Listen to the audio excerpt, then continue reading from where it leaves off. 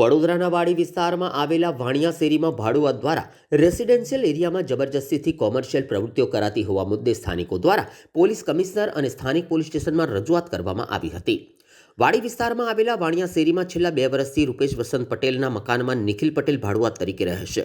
આ વાણિયા શેરી રહેણાંક વિસ્તારમાં આવે છે, પરંતુ અહીં ભાડેથી રહેતો નિખિલ પટેલ નામનો ભાડુઆત ઘરની જગ્યાએ મનફાવે તે સમયે બહાર રસોડું બનાવી કોમર્શિયલ પ્રવૃત્તિ કરતો હોય છે।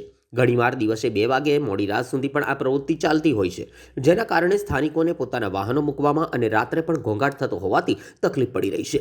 તદુપરાંત બહાર રસોડું કરતા હોવાથી ટ્રાફિકની સમસ્યા પણ ઊભી થાય છે। જ્યારે પણ સ્થાનિકો આ બાબતે કહેવા જાય ત્યારે માથાભારે ભાડુઆત ધમકી આપી રહ્યો છે અને બળજબરીથી પોતાની મનમાની ચલાવી રહ્યો હોવાના સ્થાનિકોએ આક્ષેપ કર્યા છે। સ્થાનિકોએ મકાન માલિકને પણ વાત કરી હતી, પરંતુ મકાન માલિકને ભાડા સાથે મતલબ હોય તેમણે પણ સ્થાનિકોની રજૂઆતને ધ્યાને લીધી ન હતી। સ્થાનિકો દ્વારા કાળુપુરા પોલીસ સ્ટેશનમાં પુરાવા સાથે અરજી આપી હતી। ચોકીમાં અરજી આપી છતાં પણ સ્થાનિક પોલીસે કોઈ કાર્યવાહી કરી નથી। સાથે જ આ બાબતે સ્થાનિકો દ્વારા મ્યુનિસિપલ કમિશનર કચેરી ખાતે પણ રજૂઆત કરવા ગયા હતા, પરંતુ 3 થી 4 વખત ધક્કા ખાવા પડ્યા હતા।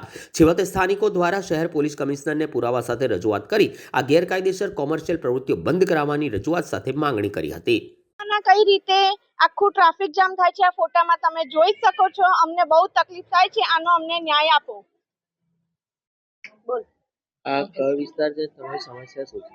જય હિન્દ, જય ભારત। આ વાડી વિસ્તાર છે, વાડી વાણિયા શેરી છે। અમારી સમસ્યા એ છે કે અમે અહીંયા આગળ વાડીમાં રહીએ છીએ એરિયામાં, અને અહીંયા આગળ કોમર્શિયલ એરિયાની અંદર આ લોકો રેસિડેન્સી એરિયામાં કોમર્શિયલ એરિયા જેવું કામ કરી રહ્યા છે, ફોટા લાવો બરાબર છે।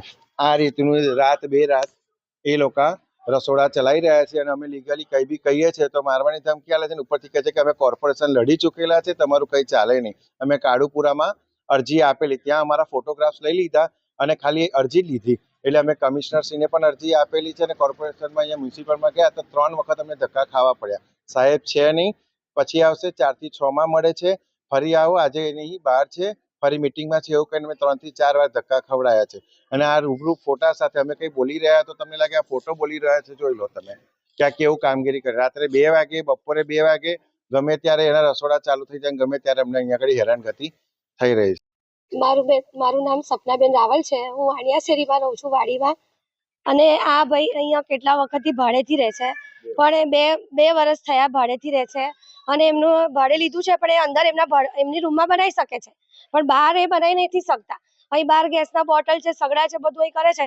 છોકરાઓ એ રમતા હોય, દાજી બાજી જાય, તેની જવાબદાર કોણ રહેશે?